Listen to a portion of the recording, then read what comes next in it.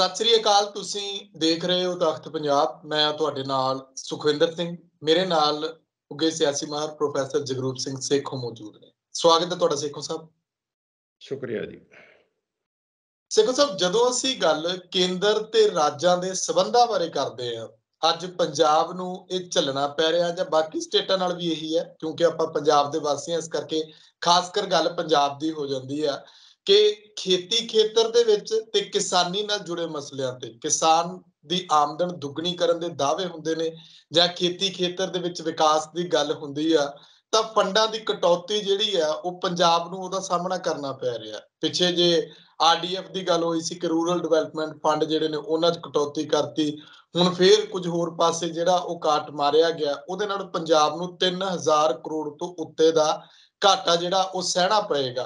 ਇਹਦਾ ਮਤਲਬ ਇਹ ਆ ਕਿ ਸੰਗੀ ਚੰਗੀ ਤਰ੍ਹਾਂ ਕੁੱਟੀ ਜਾ ਰਹੀ ਹੈ ਪੰਜਾਬ ਦੀ, ਜਿਹਦਾ ਖਾਮਿਆਜ਼ਾ ਜਿਹੜਾ ਆ ਆਉਣ ਵਾਲੇ ਸਮੇਂ ਦੇ ਵਿੱਚ ਭੁਗਤਣਾ ਪੈ ਸਕਦਾ। ਪੰਜਾਬ ਸਰਕਾਰ ਇਹਦੇ ਉੱਤੇ ਜਿਸ ਤਰ੍ਹਾਂ ਦੇ ਦਾਅਵੇ ਕਰਦੀ ਹੈ ਕਿ ਪਿਛਲੀਆਂ ਸਰਕਾਰਾਂ ਨੇ ਇਹਨਾਂ ਫੰਡਾਂ ਦੀ ਦੁਰਵਰਤੋਂ ਕੀਤੀ ਹੈ, ਇਹ ਵੀ ਖਬਰ ਹੈ ਕਿ ਆਮ ਆਦਮੀ ਪਾਰਟੀ ਨੇ ਆ ਕੇ ਇਹਦੇ ਵਿੱਚ ਸੋਧਾਂ ਕੀਤੀਆਂ ਜਿਹੜੀਆਂ ਕੇਂਦਰ ਨੇ ਕਹੀਆਂ ਸੀ, ਪਰ ਉਹ ਸੋਧਾਂ ਦੇ ਬਾਵਜੂਦ ਵੀ ਕੇਂਦਰ ਜਿਹੜਾ ਉਹ ਫੰਡ ਰਿਲੀਜ਼ ਕਰਨ ਦੇ ਲਈ ਹਾਮੀ ਨਹੀਂ ਭਰ ਰਿਹਾ। ਇਹਦੇ ਬਾਰੇ ਆਪਾਂ ਕਿਸ ਤਰ੍ਹਾਂ ਦੇਖਦੇ ਆ ਕਿ ਆਖਿਰਕਾਰ ਪਿਛਲੀਆਂ ਸਰਕਾਰਾਂ ਨੇ ਇਹੋ ਜਿਹਾ ਫੰਡਾਂ ਦੀ ਦੁਰਵਰਤੋਂ ਦੇ ਵਿੱਚ ਕਿਹੋ ਜਿਹਾ ਰੋਲ ਨਿਭਾਇਆ? ਪਹਿਲੀ ਗੱਲ ਤਾਂ ਇਹ ਕਰਦੇ ਆ ਕਿ ਪੰਜਾਬ ਦੀ ਜਿਹੜੀ ਤੁਸੀਂ ਗੱਲ ਕੀਤੀ ਆ ਕੰਟਰੀਬਿਊਸ਼ਨ ਆ, ਮੈਂ ਉਸ ਗੱਲ ਵਾਲੇ ਪਾਸੇ ਨਹੀਂ ਜਾਵਾਂਗੇ ਕਿ ਜੋ ਪੰਜਾਬ ਦੇ ਲੋਕਾਂ ਨੇ ਦੇਸ਼ ਦੀ ਆਜ਼ਾਦੀ ਦੇ ਵਿੱਚ ਦੇਸ਼ ਤੋਂ ਬਾਹਰ ਕੀਤੀ। ਆਪਾਂ ਜੇ ਫੋਕਸ ਸਾਰਾ ਜਿਹੜਾ ਹੈਗਾ ਵਾ ਉਹ ਪੰਜਾਬ ਦੀ ਖੇਤੀਬਾੜੀ ਦੀ ਜਿਹੜੀ ਪੈਦਾਵਾਰ ਨੇ ਦੇਸ਼ ਦੇ ਵਿੱਚ ਕਿਸ ਤਰੀਕੇ ਦੇ ਨਾਲ ਰਾਜਨੀਤਿਕ ਸਥਿਰਤਾ, ਇਹ ਗੱਲ ਅੰਡਰਲਾਈਨ ਕਰਨ ਵਾਲੀ ਹੈਗੀ ਆ, ਤੇ ਉਹਦੇ ਨਾਲ ਨਾਲ ਜਿਹੜੀ ਇਕਨੋਮਿਕ ਗਰੋਥ ਵਾ ਉਹ ਲਿਆਂਦੀ ਆ। ਮੈਂ ਕਈ ਵਾਰੀ ਪਹਿਲਾਂ ਕਹਿ ਚੁੱਕਾ ਕਿ 60ਵੇਂ ਦਾ ਦਹਾਕਾ ਜਦੋਂ ਅਸੀਂ ਆਪਣੇ ਹੱਥ ਦੇ ਵਿੱਚ ਠੂਠਾ ਫੜ ਕੇ ਅਮਰੀਕਾ ਤੋਂ ਕਣਕ ਲੈਣ ਗਏ ਸੀ ਪਬਲਿਕ ਲਾਅ 480 ਦੇ ਵਿੱਚ, ਤੇ ਉਹਨਾਂ ਨੇ ਕਿਹੜੀਆਂ ਕੰਡੀਸ਼ਨਾਂ ਲਾਈਆਂ ਸੀ ਜਿਹੜੀਆਂ ਬਹੁਤ ਨਮੋਸ਼ੀ ਭਰੀਆਂ ਸੀਗੀਆਂ। ਔਰ ਉਹ ਉਸ ਸਮੇਂ ਅਮਰੀਕਾ ਜਿਹੜਾ ਸੀਗਾ ਉਹ ਦੇਸ਼ ਦੀ ਜਿਹੜੀ ਹੈਗੀ ਬਾਂਹ ਮਰੋੜਦਾ ਸੀਗਾ, ਸਾਡੇ ਤੇ ਭਾਰ ਪਾ ਰਿਹਾ ਸੀਗਾ ਕਿ ਤੁਸੀਂ ਆਹ ਪਾਲਿਸੀਜ਼ ਲਾਗੂ ਕਰੋ, ਸੋਵੀਅਤ ਯੂਨੀਅਨ ਦੇ ਨੇੜੇ ਨਾ ਜਾਓ, ਤੁਸੀਂ ਸਾਨੂੰ ਵੀ ਸਪੇਸ ਦਿਓ। ਪਰ ਫਿਰ ਅਖੀਰ ਦੇ ਉੱਤੇ ਗ੍ਰੀਨ ਰੈਵੋਲੂਸ਼ਨ ਆਇਆ, ਔਰ ਗ੍ਰੀਨ ਰੈਵੋਲੂਸ਼ਨ ਜਿਹੜਾ ਅਸੀਂ ਹਰੀ ਕ੍ਰਾਂਤੀ ਜਿਹਨੂੰ ਕਹਿੰਦੇ ਆ, ਕਿਉਂਕਿ ਪੰਜਾਬ ਦੇ ਵਿੱਚ ਨੈਟਵਰਕ ਵਧਿਆ ਹੋਇਆ ਸੀਗਾ, ਸੈਂਟਰ ਨੇ ਵੀ ਦੂਰਅੰਦੇਸ਼ੀ ਕਰਕੇ ਇੱਥੇ ਬਹੁਤ ਇਨਵੈਸਟਮੈਂਟ ਕਰਕੇ ਤੇ ਇੱਕ ਗ੍ਰੀਨ ਰੈਵੋਲੂਸ਼ਨ ਲੈ ਕੇ ਆਂਦਾ, ਜਿਹਦੇ ਨਾਲ ਦੇਸ਼ ਹੌਲੀ ਹੌਲੀ ਆਤਮ ਨਿਰਭਰ ਹੋ ਗਿਆ। ਟੈਕਨੀਕਲੀ ਅਸੀਂ ਆਤਮ ਨਿਰਭਰ ਦੀ ਗੱਲ ਕਰ ਸਕਦੇ ਹਾਂ, ਪਰ ਜੇ ਪ੍ਰੈਕਟੀਕਲ ਦੇਖਿਆ ਤੇ ਆਤਮ ਨਿਰਭਰ ਹੈ ਨਹੀਂਗਾ, ਕਿਉਂਕਿ 2 ਟਾਈਮ ਦੀ ਰੋਟੀ ਖਾਣ ਵਾਲੇ ਲੋਕੀ ਜਿਹੜੇ ਆ ਉਹ ਬਹੁਤ ਘੱਟ ਵਾ। ਅਜੇ ਵੀ ਉਹ ਲੋਕ ਹੈਗੇ ਜਿਹਨਾਂ ਨੂੰ 1 ਟਾਈਮ ਦੀ ਰੋਟੀ ਨਹੀਂ ਮਿਲਦੀ। ਔਰ ਇਸ ਤੋਂ ਬਾਅਦ ਦੇਸ਼ ਜਿਹੜਾ ਹੈਗਾ ਅਗਲੇ ਪਾਸੇ ਵੱਲ ਮੁੜਿਆ। 70-71 ਦੇ ਵਿੱਚ ਪਾਕਿਸਤਾਨ ਨਾਲ ਲੜਾਈ ਹੋਈ, ਪਾਕਿਸਤਾਨ ਨੂੰ 2 ਹਿੱਸਿਆਂ ਦੇ ਵਿੱਚ ਹੋ ਗਿਆ। ਅੰਡਰਗਰਾਊਂਡ ਨਿਊਕਲੀਅਰ ਐਕਸਪਲੋਜ਼ਨ ਦੁਨੀਆ ਦੇ ਵਿੱਚ ਪਹਿਲੀ ਵਾਰੀ ਅਮਰੀਕਾ ਦੇ ਜਿਹੜੇ ਮਤਲਬ ਕੰਨ ਪਿਣਖ ਨਹੀਂ ਪਈ ਉਹ ਕਰ ਦਿੱਤਾ। ਉਹਨਾਂ ਨੇ ਸਾਡਾ ਯੂਰੇਨੀਅਮ ਬੰਦ ਕਰਤਾ, ਪਰਵਾਹ ਨਹੀਂ ਕੀਤੀ, ਅਸੀਂ ਅੱਗੇ ਵੱਧਦੇ ਗਏ। ਪਰ ਇਹਦੀ ਜਿਹੜੀ ਕੀਮਤ ਸੀ ਪੰਜਾਬ ਨੂੰ ਬਹੁਤ ਤਕੜੀ ਤਾਰਨੀ ਪਈ। ਉਹਦਾ ਕਾਰਨ ਇਹ ਸੀਗਾ ਕਿ ਦੇਸ਼ ਖੇਤੀਬਾੜੀ ਤੇ ਡਿਪੈਂਡੈਂਟ ਸੀਗਾ। MSP ਇਨਸ਼ੋਰ ਕਰ ਦਿੱਤੀ ਗਈ, ਜਦੋਂ ਕਿ 70s ਦੇ ਵਿੱਚ ਵੀ ਹੋਣ ਵਾਲਾ ਹਿਸਾਬ ਸੀਗਾ ਕਿ MSP ਥੱਲੇ ਹੁੰਦੀ ਸੀ, ਮਾਰਕੀਟ ਦੇ ਵਿੱਚ ਚੀਜ਼ਾਂ ਮਹਿੰਗੀਆਂ ਹੁੰਦੀਆਂ ਸੀ। ਉਦੋਂ ਸਰਕਾਰਾਂ ਜਾਂ ਕੇਂਦਰ ਸਰਕਾਰ ਜਿਹੜੀ ਸੀ ਉਹ ਕਿਸਾਨ ਨੂੰ ਇੱਕ ਮੰਡੀ ਤੋਂ ਦੂਸਰੀ ਮੰਡੀ ਤੱਕ ਆਪਣੀ ਉਪਜ ਲਿਜਾਣ ਨਹੀਂ ਸੀ ਦਿੰਦੀ, ਕਿਉਂਕਿ ਉੱਥੇ ਲੋੜ ਹੁੰਦੀ ਸੀ। ਹੌਲੀ ਹੌਲੀ ਦੇਸ਼ ਦੇ ਹੋਰ ਹਿੱਸਿਆਂ ਦੇ ਵਿੱਚ ਵੀ ਖੇਤੀਬਾੜੀ ਜਿਹੜੀ ਹੈਗੀ ਆ ਉਹ ਡਿਵੈਲਪ ਹੋ ਗਈ, ਤੇ ਇਹਦੇ ਨਾਲ ਨਾਲ ਜਿਹੜਾ ਹੈਗਾ ਸੀ ਪੰਜਾਬ ਦੇ ਉੱਤੇ ਨਿਰਭਰਤਾ ਘਟ ਗਈ। ਔਰ ਸਾਡੀਆਂ ਇਹ ਗੱਲ ਠੀਕ ਆ ਕਿ ਮੈਂ ਇਹ ਪਿਛਲੀਆਂ ਸਰਕਾਰਾਂ ਦੀ ਗੱਲ ਕਰਦਾ, ਮੈਂ 80 ਤੋਂ ਲਾ ਲਈਏ ਥੋੜਾ ਸਮਾਂ ਦਰਬਾਰਾ ਸਿੰਘ ਦੀ ਸਰਕਾਰ ਰਹੀ ਆ, ਆਪਣੇ ਜਿਹੜੇ ਦੂਸਰੇ ਸੀ ਬਰਨਾਲਾ ਸਾਹਿਬ ਰਹੇ, ਬਾਕੀ ਇੱਥੇ ਸੈਂਟਰ ਦਾ ਹੀ ਰੂਲ ਰਿਹਾ। ਔਰ ਉਹਦੇ ਵਿੱਚ ਕਦੀ ਵੀ ਇਹ ਧਿਆਨ ਨਹੀਂ ਦਿੱਤਾ ਗਿਆ। ਖੇਤੀਬਾੜੀ ਗਰੋਥ ਉਦੋਂ ਹੁੰਦੀ ਸੀ ਵੀ ਇਹਨੂੰ ਕਿਸੇ ਨਾ ਕਿਸੇ ਪਾਸੇ ਲਾਇਆ ਜਾਵੇ, ਬਹੁਤਾ ਲੰਮਾ ਸਮਾਂ ਨਹੀਂ ਚੱਲਣਾ। ਜਿਹੜੇ ਚੌਲ ਅਸੀਂ ਬੀਜ ਰਹੇ ਆ, ਜਿਹੜਾ ਧਾਨ ਅਸੀਂ ਬੀਜ ਰਹੇ ਆ, ਇਹਨੇ ਸਾਡਾ ਜਿਹੜਾ ਹੈਗਾ ਸਤਿਆਨਾਸ਼ ਪੁੱਟ ਦੇਣਾ। 1978 ਦੇ ਵਿੱਚ ਭਗਤ ਪੂਰਨ ਸਿੰਘ ਜੀ ਜੇ ਸਾਡੇ ਸਠਿਆਲੇ ਕਾਲਜ ਵਿੱਚ ਆਏ ਸੀ, ਜਦੋਂ ਝੋਨਾ ਲੱਗਣਾ ਸ਼ੁਰੂ ਹੋਇਆ ਸੀ ਤੇ ਯੂਕਲਿਪਟਸ ਲੈ ਕੇ ਆਏ ਸੀਗੇ। ਉਹਨਾਂ ਨੇ ਇਹ ਗੱਲ ਭਵਿੱਖਬਾਣੀ ਕੀਤੀ ਵੀ ਜੇ ਇੱਦਾਂ ਹੀ ਧਾਨ ਲੱਗਦਾ ਰਿਹਾ, ਸਾਡੇ ਆਪਣੇ ਪਿੰਡ 'ਚ ਬਹੁਤ ਸੇਮ ਪੈਂਦੀ ਸੀ, ਸਾਨੂੰ ਉਹ ਸਮਝ ਨਾ ਆਈ ਵੀ ਭਗਤ ਜੀ ਕੀ ਕਹਿ ਰਹੇ ਆ ਵੀ ਸਾਡੇ ਪਿੰਡ ਤਾਂ ਸੇਮ ਹੀ ਨਹੀਂ ਪੈਂਦੀ ਆ, ਸਾਡੇ ਤਾਂ ਪਾਣੀ ਬਹੁਤ ਉੱਤੇ, ਇਹ ਕਿੱਦਾਂ ਹੋ ਸਕਦਾ। ਉਹਨਾਂ ਕਿਹਾ ਸੀ 22-24 ਸਾਲ ਤੱਕ ਤੁਸੀਂ ਤਬਾਹ ਹੋ ਜਾਓਗੇ ਇਸ ਪਾਸੇ ਵੱਲੋਂ, ਤੁਸੀਂ ਆਪਣਾ ਵਾਤਾਵਰਨ ਬਚਾਓ। ਹੌਲੀ ਹੌਲੀ ਅਸੀਂ ਉਹਦੇ ਵਿੱਚ ਟਰੈਪ ਹੁੰਦੇ ਗਏ। ਇੱਥੋਂ ਦੀਆਂ ਸਰਕਾਰਾਂ ਜਿਹੜੀਆਂ ਹੈਗੀਆਂ ਸੀ ਉਹਨਾਂ ਨੇ ਬਹੁਤ ਵੱਡਾ ਇਨੀਸ਼ੀਏਟਿਵ ਨਾਲ ਲਿਆ, ਪੰਜਾਬ ਤਰਾਸਦੀ ਦੇ ਵਿੱਚੋਂ ਨਿਕਲਿਆ। ਢਾਂਚਾਗਤ ਜਿਹੜਾ ਸੀਗਾ ਇਹ ਉਹਦਾ ਜਿਹੜਾ ਕਹਿੰਦੇ ਹੁੰਦੇ ਆ ਉਹਦਾ ਵਿਕਟਮ ਬਣ ਗਿਆ। ਟੈਰਰਿਜ਼ਮ ਆ ਗਿਆ ਇੱਥੇ, ਉਹਦੇ ਤੋਂ ਬਾਅਦ ਬਾਰਡਰ ਸਟੇਟ ਆ ਗਈਆਂ, ਲੜਾਈਆਂ ਚੱਲੀਆਂ, ਸਾਰਾ ਕੁਝ ਹੋਇਆ ਇਹਦੇ ਵਿੱਚੋਂ ਆਣ ਕੇ। ਹੌਲੀ ਹੌਲੀ 90 ਤੋਂ ਬਾਅਦ ਆਣ ਕੇ ਜਦੋਂ ਖੇਤੀਬਾੜੀ ਦੀ ਜਿਹੜੇ ਪੀੜਾਂ ਹੈਗੀਆਂ ਇਹ ਸ਼ੁਰੂ ਹੋ ਗਈਆਂ, ਜਰਖੇਜ਼ ਜਿਹੜੀ ਜ਼ਮੀਨ ਸੀ ਉਹਦੀ ਉਪਜ ਘਟਦੀ ਗਈ। ਅਸੀਂ ਮਤਲਬ ਇਹ ਕਿਹਾ ਜਾਵੇ ਕਿ ਦੇਸ਼ ਦੀ ਸੁਰੱਖਿਆ ਵਾਸਤੇ ਅਸੀਂ 3 crop ਨੂੰ ਲੈਣਾ ਸ਼ੁਰੂ ਕਰ ਦਿੱਤਾ। ਕੁਝ ਅਸੀਂ ਲਾਲਚੀ ਵੀ ਹੋ ਗਏ ਉਸ ਤਰੀਕੇ ਦੇ ਨਾਲ, ਜਾਂ ਇਸ ਤਰੀਕੇ ਦੇ ਨਾਲ ਵੀ ਚੱਲ ਇਹ ਬਹੁਤ ਵਧੀਆ ਕੰਮ ਹੈਗਾ ਵਾ ਤੇ ਇਹ ਜਿਹੜੀ ਕਣਕ ਝੋਨਾ ਬੀਜਣਾ ਨੂੰ ਬੀਜੀ ਚੱਲੀ। ਅਲਟੀਮੇਟਲੀ ਹੁਣ ਅਸੀਂ ਉਸ ਮਹਾਜ ਤੇ ਪਹੁੰਚ ਗਏ। ਸਰਕਾਰਾਂ ਨੂੰ ਲੋੜ ਸੀ, ਔਰ ਇਹ ਸਰਕਾਰਾਂ ਜਿਹੜੀਆਂ ਸੀ ਖਾਸ ਕਰਕੇ ਰੂਰਲ ਡਿਵੈਲਪਮੈਂਟ ਦੀ ਲੋੜ ਸੀ, ਕਿਉਂਕਿ ਤੁਸੀਂ ਪਿੰਡਾਂ ਨੂੰ ਖੇਤਾਂ ਨੂੰ ਜਿਹੜਾ ਹੈਗਾ ਸੀ ਮੰਡੀਆਂ ਦੇ ਨਾਲ ਜੋੜਨਾ ਸੀਗਾ। ਇਸ ਕਰਕੇ ਰੂਰਲ ਡਿਵੈਲਪਮੈਂਟ ਫੰਡ ਹੁੰਦਾ ਸੀ, ਉਹਦੇ ਵਿੱਚੋਂ ਤੁਹਾਨੂੰ ਐਜੂਕੇਸ਼ਨ ਚਾਹੀਦੀ ਸੀ, ਜੇ ਤੁਸੀਂ ਆਪਣੀ ਗਰੋਥ ਕਰਨੀ ਆ, ਤੁਹਾਨੂੰ ਹੋਰ ਬਹੁਤ ਸਾਰੀਆਂ ਸਾਧਨ ਚਾਹੀਦੇ ਸੀਗੇ। ਤਾਂ ਇਸ ਕਰਕੇ ਇਹ ਜਿਹੜਾ ਡਿਵੈਲਪਮੈਂਟ ਖੇਤੀ ਦਾ ਜਿਹੜਾ ਸੀਗਾ ਆਪਣਾ ਜਿਹੜਾ ਪੈਸੇ ਆਉਂਦੇ ਸੀ ਉਹਦੇ ਨਾਲ ਅਸੀਂ ਡਿਵੈਲਪਮੈਂਟ ਕਰਦੇ ਸੀਗੇ। ਇੰਡਸਟਰੀ ਸਾਡੇ ਪਹਿਲੇ ਦਿਨ ਤੋਂ ਬਹੁਤ ਜ਼ਿਆਦਾ ਫਲੋਰਿਸ਼ ਨਹੀਂ ਹੋਈ, ਕਿਉਂਕਿ ਬਾਰਡਰ ਬਣ ਗਿਆ, ਔਰ ਬਾਰਡਰ ਤੋਂ ਬਾਅਦ ਜਿਹੜੀ ਇੰਡਸਟਰੀ ਸੀ ਇੱਥੋਂ ਮੂਵ ਕਰ ਗਈ। ਮਗਰਲੇ ਹਾਲਾਤ ਵੀ ਮਾੜੇ ਆਏ, ਇੰਡਸਟਰੀ ਇੱਥੋਂ ਚਲੀ ਗਈ। ਔਰ ਹੌਲੀ ਹੌਲੀ ਇਹ ਹੋਇਆ ਕਿ ਸਾਡੀ ਡਿਪੈਂਡੈਂਸ ਜਿਹੜੀ ਹੈਗੀ ਆ, ਪ੍ਰੋਡਕਸ਼ਨ ਇੰਨੀ ਵੱਧ ਗਈ ਕਿ ਅਸੀਂ ਸੈਂਟਰ ਗੌਰਮੈਂਟ ਤੇ ਜਿਹੜਾ ਹੈਗਾ ਅਸੀਂ ਡਿਪੈਂਡੈਂਟ ਹੋ ਗਏ ਵੀ ਸਾਡੀ ਉਹ ਫਸਲ ਜਿਹੜੀ ਹੈਗੀ ਆ ਉਹ ਖਰੀਦੇ। ਉਹਨਾਂ ਨੂੰ ਵੀ ਪਤਾ ਲੱਗ ਗਿਆ ਵੀ ਕਿਸਾਨਾਂ ਕੋਲ ਕੋਈ ਹੋਰ ਆਲਟਰਨੇਟਿਵ ਨਹੀਂ ਹੈਗਾ, ਨਾ ਤਾਂ ਕਿਸਾਨਾਂ ਦੇ ਤੌਰ ਤੇ ਨਾ ਜਿਹੜੇ ਸਾਡੀ ਸਰਕਾਰਾਂ ਦੇ ਤੌਰ ਤੇ ਕੋਈ ਇਹੋ ਜਿਹਾ ਵੱਡਾ ਯਤਨ ਕੀਤਾ ਗਿਆ। ਮੈਂ ਇਹਦੇ ਵਿੱਚ ਕਿਸਾਨਾਂ ਦੀ ਗੱਲ ਵੀ ਕਰਦਾ ਕਿ ਕਿਸਾਨਾਂ ਦਾ ਵੀ ਇਨੀਸ਼ੀਏਟਿਵ ਹੋਣਾ ਬਹੁਤ ਜ਼ਰੂਰੀ ਸੀ। ਅਸੀਂ ਵੀ ਡਿਪੈਂਡੈਂਟ ਹੋ ਗਏ ਉਹਦੇ ਵਿੱਚੋਂ। ਕੁਝ ਪਾਲਿਸੀਜ਼ ਉੱਦਾਂ ਦੀਆਂ ਆ ਗਈਆਂ ਸਰਕਾਰ ਦੀਆਂ, ਕੁਝ ਸਰਕਾਰ ਦੀਆਂ ਜਿਹੜੀਆਂ ਖਾਸ ਕਰਕੇ ਨਹਿਰੀ ਪਾਣੀ ਬੰਦ ਹੋ ਗਿਆ, ਦੂਸਰੇ ਪਾਣੀ ਵਾਲੇ ਪਾਸੇ ਵੱਲ ਚਲੇ ਗਏ। ਤਾਂ ਅਲਟੀਮੇਟਲੀ ਅਸੀਂ ਇੰਨਾ ਜ਼ਿਆਦਾ ਡਿਪੈਂਡੈਂਟ ਹੋ ਗਏ ਸੈਂਟਰ ਗੌਰਮੈਂਟ ਦੇ ਉੱਤੇ ਕਿ ਹੁਣ ਇਸ ਵੇਲੇ ਸੈਂਟਰ ਗੌਰਮੈਂਟ ਜਿਹੜੀ ਹੈਗੀ ਉਹਨੂੰ ਲੱਗਦਾ ਵੀ ਇਹ ਤੋਂ ਬਿਨਾਂ ਕੋਈ ਹੋਰ ਚਾਰਾ ਨਹੀਂ ਹੈ, ਕਿ ਅਸੀਂ ਫੰਡ ਵੀ ਉਹਨਾਂ ਨੇ ਘਟਾਏ ਜਾ ਰਹੇ ਆ। ਤੁਸੀਂ ਦੇਖਿਆ ਪਿਛਲੇ ਸਾਲ ਉਹਨਾਂ ਨੇ ਕੰਡੀਸ਼ਨਸ ਵੀ ਵਧਾਤੀਆਂ ਸੀ, ਜਿਹੜੇ ਸਪੈਸੀਫਿਕੇਸ਼ਨਸ ਹੈਗੀਆਂ ਵਾ ਉਹ ਵੀ ਵਧਾ ਦਿੰਦੇ ਆ, ਕੱਟ ਵੀ ਜ਼ਿਆਦਾ ਲੱਗਦਾ ਵਾ। ਔਰ ਇਸੇ ਸਮੇਂ ਦੌਰਾਨ ਹੀ ਇੱਕ ਜਿਹੜਾ ਖਾਸ ਕਰਕੇ ਬਹੁਤ ਵੱਡਾ ਸ਼ੁਰੂ ਹੋ ਗਿਆ, ਆੜ੍ਹਤੀਆਂ ਦਾ ਨੈਟਵਰਕ ਸ਼ੁਰੂ ਹੋ ਗਿਆ, ਔਰ ਸਰਕਾਰਾਂ ਦਾ ਨੈਟਵਰਕ ਸ਼ੁਰੂ ਹੋ ਗਿਆ। ਔਰ ਪੰਜਾਬ ਦੇ ਵਿੱਚ ਜਿਸ ਕਿਸਮ ਦੀਆਂ ਸਰਕਾਰਾਂ ਰਹੀਆਂ, ਚਾਹੇ ਅਕਾਲੀਆਂ ਦੀਆਂ ਰਹੀ, ਚਾਹੇ ਕਾਂਗਰਸ ਦੀਆਂ ਰਹੀਆਂ, ਔਰ ਉਹਨਾਂ ਦਾ ਵੀ ਇਹ ਜਿਹੜਾ ਆੜ੍ਹਤੀਏ ਦੇ ਨਾਲ ਨੈਟਵਰਕ ਹੋ ਗਿਆ, ਰਾਈਸ ਮਿਲਰਾਂ ਵਾਲਾ ਦੂਸਰਾ ਤੀਸਰਾ ਸਾਰਾ। ਇਹ ਗੱਲਾਂ ਕੁਝ ਹੈ ਤਾਂ ਬਹੁਤ ਪਰੇਸ਼ਾਨ ਕਰਨ ਵਾਲੀਆਂ ਹੈਗੀਆਂ। ਇਸ ਨੈਟਵਰਕ ਦੇ ਵਿੱਚ ਆਣ ਕੇ ਜਿਹੜਾ ਕਿਸਾਨ ਸੀਗਾ ਉਹ ਕਿਤੇ ਨਾ ਕਿਤੇ, ਤੁਸੀਂ ਦੇਖਿਆ ਹੋਣਾ ਅਕਾਲੀ ਦਲ ਵੇਲੇ ਇੱਕ ਮੋਗੇ ਦੇ ਇੱਕ ਮੰਤਰੀ ਹੁੰਦੇ ਸੀਗੇ, ਉਹ ਕਿਸ ਤਰੀਕੇ ਦੇ ਨਾਲ ਝੋਨਾ ਕਿੱਥੋਂ ਖਰੀਦਿਆ ਜਾਂਦਾ ਸੀ, ਕਿਵੇਂ ਖਰੀਦਿਆ ਜਾਂਦਾ ਸੀ, ਕਿ ਘੱਟ ਭਾਅ ਦੇ ਖਰੀਦ ਕੇ ਜਾਂ ਫਿਰ ਕਿੱਦਾਂ ਸਰਕਾਰੀ ਖਾਤੇ ਜਾਂਦੇ, ਸਭ ਨੂੰ ਆਪਾਂ ਨੂੰ ਪਤਾ ਹੈ ਕਿ ਸਾਰਾ ਜਿਹੜਾ ਨੈਟਵਰਕ ਸੀਗਾ ਸਰਕਾਰ ਦੇ ਤੌਰ ਦੇ ਉੱਤੇ, ਜਾਂ ਉਹਦੇ ਵਿੱਚ ਜਿਹੜੀ ਸੈਂਟਰ ਗੌਰਮੈਂਟ ਦੀ ਵੀ ਸ਼ਹਿ ਹੁੰਦੀ ਸੀਗੀ, ਸਾਰੇ ਕੁਝ ਦੇ ਨਾਲ ਅਲਟੀਮੇਟਲੀ ਇਸ ਥਾਂ ਤੇ ਪਹੁੰਚ ਕੇ ਕਿ ਹੁਣ ਕੇਂਦਰ ਸਰਕਾਰ ਨੇ ਜਿਹੜਾ ਫੰਡ ਉੱਥੋਂ ਆਉਂਦਾ ਸੀ ਜਿਹਦੇ ਨਾਲ ਥੋੜਾ ਬਹੁਤਾ ਉਹ ਚੱਲਦਾ ਸੀ। ਇਹ ਗੱਲ ਤੁਹਾਡੀ ਠੀਕ ਹੈ ਕਿ ਮੈਨੂੰ ਲੱਗਦਾ ਕਿ ਸੰਗਤ ਦਰਸ਼ਨ ਨੇ ਜਿੰਨਾ ਪੰਜਾਬ ਦੀ ਇਕੋਨਮੀ ਦਾ, ਪੰਜਾਬ ਦੀ ਸੁਸਾਇਟੀ ਦਾ, ਪਿੰਡਾਂ ਦੇ ਲੈਵਲ ਤੇ ਪੰਜਾਬ ਦੀ ਪੋਲਿਟੀ ਦਾ ਜਾਂ ਪੰਜਾਬ ਦੇ ਕਲਚਰ ਦੇ ਵਿੱਚ ਜਿੰਨਾ ਵੱਡਾ ਪੋਲਿਊਸ਼ਨ ਉਸ ਸੰਗਤ ਦਰਸ਼ਨ ਨੇ ਕਰਵਾਇਆ ਹੈ, ਜਿਹਦੇ ਨਾਲ ਸਾਰਾ ਸਿਸਟਮ ਜਿਹੜਾ ਡਿਸਫੰਕਸ਼ਨਲ ਹੋ ਗਿਆ, ਸਾਰੀਆਂ ਪਾਵਰਾਂ ਇੱਕ ਥਾਂ ਸੈਂਟਰਲਾਈਜ਼ ਹੋ ਗਈਆਂ, ਔਰ ਜਿਹੜਾ ਇਹ ਪੈਸਾ ਸੀਗਾ ਉਹਨੂੰ ਆਡਿਟ ਤੋਂ ਬਾਹਰ ਕੱਢ ਕੇ ਜਿਸ ਤਰੀਕੇ ਨਾਲ ਵੰਡਿਆ ਗਿਆ, ਜਿਸ ਤਰੀਕੇ ਨਾਲ ਵਰਤਾਇਆ ਗਿਆ ਵਾ, ਜਿਸ ਤਰੀਕੇ ਨਾਲ ਪੰਚਾਇਤਾਂ ਦੇ ਵਿੱਚ ਕਰਪਸ਼ਨ ਆਈ ਆ, ਬਿਊਰੋਕ੍ਰੇਸੀ ਦੇ ਵਿੱਚ ਕਰਪਸ਼ਨ ਆਈ ਆ, ਔਰ ਅਲਟੀਮੇਟਲੀ ਜਿਸ ਤਰੀਕੇ ਦੇ ਨਾਲ ਇਹ ਠੇਕੇਦਾਰੀ ਸਿਸਟਮ ਚੱਲਿਆ, ਢੋਆ ਢਵਾਈ ਦਾ, ਦੂਸਰਾ ਤੀਸਰਾ ਅਨਾਜ ਦੇ ਨਾਲ ਜਿਸ ਕਿਸਮ ਦਾ ਵਰਤਾਰਾ ਪੰਜਾਬ ਦੇ ਤੰਤਰ ਨੇ, ਜਿਹਦੇ ਵਿੱਚ ਖਾਸ ਕਰਕੇ ਸਰਕਾਰੀ ਮਸ਼ੀਨਰੀ ਵੀ ਹੈਗੀ ਆ, ਪੋਲੀਟੀਕਲ ਲੀਡਰਸ਼ਿਪ ਵੀ ਹੈਗੇ। ਤੁਸੀਂ ਦੇਖਿਆ ਕਿ ਵੱਡੇ ਵੱਡੇ ਮੰਤਰੀ ਜਿਹੜੇ ਜਿਨ੍ਹਾਂ ਦਾ ਇਹ ਜ਼ਿੰਮੇਵਾਰੀ ਸੀ, ਅੱਜ ਕੱਲ੍ਹ ਉਹ ਸਵਾਲਾਂ ਦੇ ਘੇਰੇ ਵਿੱਚ ਆ ਗਏ ਆ, ਤੇ ਬਿਨਾਂ ਇਹ ਸੋਚਿਆ ਵੀ ਅਸੀਂ ਆਉਣ ਵਾਲੇ ਸਮੇਂ ਦੇ ਵਿੱਚ ਸਾਡੀ ਕਿਸਾਨੀ ਦਾ ਕੀ ਬਣੂਗਾ, ਸਾਡੇ ਕਿਸਾਨਾਂ ਦਾ ਕੀ ਬਣੂਗਾ, ਸਾਡੇ ਪੰਜਾਬ ਦਾ ਕੀ ਬਣੂਗਾ, ਇਹ ਸੋਚਿਆ ਆਪਣੇ ਸੌੜੇ ਹਿੱਤਾਂ ਖਾਤਰ ਸਾਨੂੰ ਉਸ ਮੋੜ ਤੇ ਲਿਆ ਕੇ ਖੜਾ ਕਰ ਦਿੱਤਾ ਕਿ ਜਿੱਥੇ ਹੁਣ ਇਹ ਸਥਿਤੀ ਆ ਚੁੱਕੀ ਆ।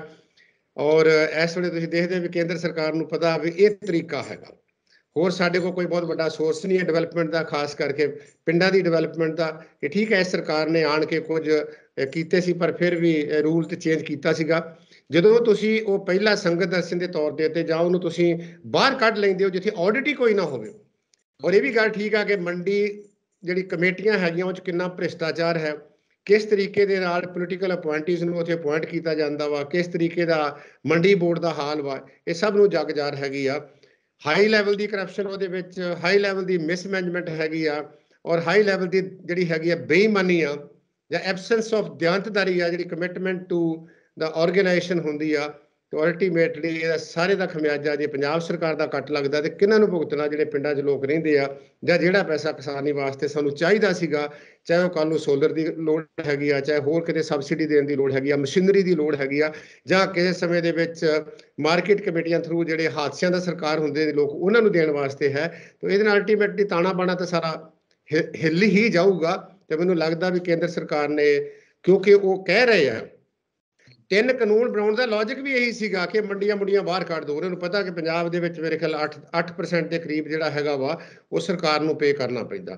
ਜਦੋਂ ਕਿ ਇੱਕ ਵੱਡੀ ਇੰਪੋਰਟੈਂਟ ਗੱਲ ਸੁਖਵਿੰਦਰ ਜੀ ਇਹ ਹੈਗੀ ਆ ਕਿ ਆਉਣ ਵਾਲੇ ਸਮੇਂ ਦੇ ਵਿੱਚ ਦਾਣਿਆਂ ਦੀ ਘਾਟ ਹੋ ਰਹੀ ਆ, ਪੂਰੀ ਤਰ੍ਹਾਂ ਹੋਣੀ ਆ।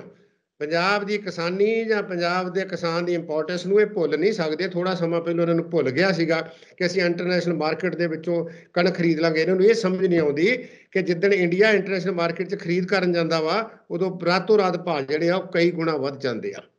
ਤਾਂ ਇਸ ਕਰਕੇ ਇਹ ਬੜੀ ਇੱਕ ਛੱਛੋ ਪੰਜੇ ਦੀ ਵਾਲੀ ਪੋਜੀਸ਼ਨ ਆ। ਸਰਕਾਰ ਕੀ ਸੋਚਦੀ ਆ, ਕੇਂਦਰ ਕੀ ਸੋਚਦੀ ਆ, ਪੰਜਾਬ ਨੂੰ ਕਿੱਦਾਂ ਟੈਕਲ ਕਰਦੇ ਆ, ਤੇ ਪੰਜਾਬ ਦੇ ਕਿਸਾਨ ਕਿੱਦਾਂ ਰਿਸਪੌਂਡ ਕਰਦੇ ਆ ਇਹ ਸਾਰੀ ਸਿਚੁਏਸ਼ਨ ਨੂੰ। ਜੇ ਪੰਜਾਬ ਦੇ ਕਿਸਾਨ, ਪੰਜਾਬ ਦੀ ਸਰਕਾਰ ਜਾਂ ਪੰਜਾਬ ਦੇ ਲੋਕ ਰਲ ਮਿਲ ਕੇ ਇਹਦੇ ਉੱਤੇ ਜਿਹੜਾ ਧਿਆਨ ਦੇਣਗੇ, ਕੋਈ ਹੱਲ ਕੱਢਣਗੇ, ਤਾਂ ਪੋਸੀਬਲ ਹੈਗਾ। ਕੇਂਦਰ ਨੇ ਤੇ ਆਪਣਾ ਅਖੀਰਲਾ ਹਥਿਆਰ ਹੈਗਾ ਵਾ, ਉਹਨੂੰ ਵਰਤਣਗੇ।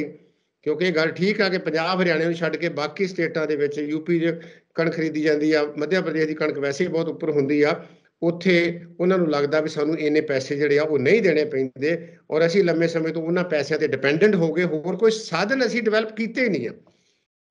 ਇਸ ਕਰਕੇ ਇਹਨੂੰ ਹੁਣ ਆਉਣ ਵਾਲਾ ਸਮਾਂ ਹੀ ਦੱਸੂਗਾ ਵੀ ਇਹ ਸਾਨੂੰ ਸਿਆਣਾ ਬਣਾਉਂਦੀ ਆ ਜਾਂ ਸਾਨੂੰ ਜਿਹੜਾ ਹੈਗਾ ਵਾ ਇਹਦੇ ਨਾਲ ਕੋਈ ਬਹੁਤ ਵੱਡਾ ਨੁਕਸਾਨ ਹੁੰਦਾ ਵਾ।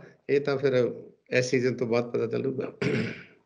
ਵੈਸੇ ਜਦੋਂ ਸਵਾਲ ਇਹ ਉੱਠਦਾ ਹੈ ਕਿ ਜੇ ਮੰਨ ਲਓ ਇੱਕ ਮਤਲਬ ਕਿ ਅੰਦਾਜ਼ੇ ਦੇ ਮੁਤਾਬਕ ਜੇ ਕਿਸਾਨੀ ਦੇ ਵਿੱਚੋਂ ਕਿਸਾਨ ਬਾਹਰ ਨਿਕਲ ਕੇ ਪੰਜਾਬ ਦੇ ਵਿੱਚ ਇਸ ਕਿਸਮ ਦਾ ਖੇਤੀ ਮਾਡਲ, ਜਾਂ ਪੰਜਾਬ ਖੇਤੀ ਪ੍ਰਧਾਨ ਸੂਬਾ ਨਹੀਂ ਰਹਿੰਦਾ, ਕਿਸਾਨ ਜਿਸ ਤਰੀਕੇ ਦੇ ਨਾਲ ਪ੍ਰਵਾਸ ਕਰ ਰਹੇ ਨੇ, ਇੱਥੋਂ ਜ਼ਮੀਨਾਂ ਵੇਚੀਆਂ ਜਾ ਰਹੀਆਂ, ਉਹਦੇ ਵਿੱਚ ਕਾਰਪੋਰੇਟ ਦੀ ਦਖਲਅੰਦਾਜ਼ੀ ਜਾਂ ਕਾਰਪੋਰੇਟ ਨੂੰ ਹੱਲਾਸ਼ੇਰੀ ਦੇਣੀ ਕਿ ਤੁਸੀਂ ਸਾਰਾ ਕੁਝ ਸੰਭਾਲੋ, ਉਹਨਾਂ ਨੂੰ ਸਸਤੇ ਭਾਅ ਤੇ ਜ਼ਮੀਨਾਂ ਮੁਹੱਈਆ ਕਰਵਾਉਣਾ, ਕੀ ਸਮਝਿਆ ਜਾਵੇ ਕਿ ਇਹਦੇ ਨਾਲ ਮੁਲਕ ਨੂੰ ਕਿਸ ਪੱਧਰ ਦਾ ਘਾਟਾ ਝੱਲਣਾ ਪਏਗਾ? ਭਾਵੇਂ ਠੀਕ ਹੈ, ਜਿਵੇਂ ਤੁਸੀਂ ਕਹਿ ਰਹੇ ਸੀ ਕਿ ਮੈਂ ਮੁੰਬਈ ਹੋ ਕੇ ਆਇਆ, ਮਹਾਰਾਸ਼ਟਰ ਦੇ ਵਿੱਚ, ਉੱਥੇ ਵੀ ਇਸ ਕਿਸਮ ਦੇ ਨਾਲ ਖੇਤੀ ਜਿਹੜੀ ਆ ਉਹ ਵਧੀਆ ਢੰਗ ਨਾਲ ਕੀਤੀ ਜਾ ਰਹੀ ਹੈ, ਪਰ ਫਿਰ ਵੀ ਜਿੱਥੇ ਮੁਲਕ ਦਾ ਇੱਕ ਪਾਸਾ ਤੇ ਪੰਜਾਬ ਨੂੰ ਇੱਕ ਪਾਸੇ ਦੇਖਿਆ ਜਾਂਦਾ ਆ ਖੇਤੀ ਦੇ ਪੱਖ ਤੋਂ, ਜੇ ਪੰਜਾਬ ਇਹ ਤੋਂ ਬਾਹਰ ਬਿਲਕੁਲ ਨਿਕਲ ਜਾਂਦਾ ਤੇ ਫਿਰ ਕਿਸ ਤਰ੍ਹਾਂ ਦਾ ਭਵਿੱਖ ਨਜ਼ਰ ਆਉਂਦਾ?